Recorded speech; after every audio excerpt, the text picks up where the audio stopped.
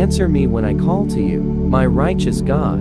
Give me relief from my distress. Have mercy on me and hear my prayer. How long will you people turn my glory into shame? How long will you love delusions and seek false gods? Know that the Lord has set apart his faithful servant for himself. The Lord hears when I call to him. Tremble and do not sin. When you are on your beds, search your hearts and be silent. Offer the sacrifices of the righteous, and trust in the Lord. Many, Lord, are asking, who will bring us prosperity? Let the light of your face shine on us. Fill my heart with joy when their grain and new wine abound. In peace I will lie down and sleep.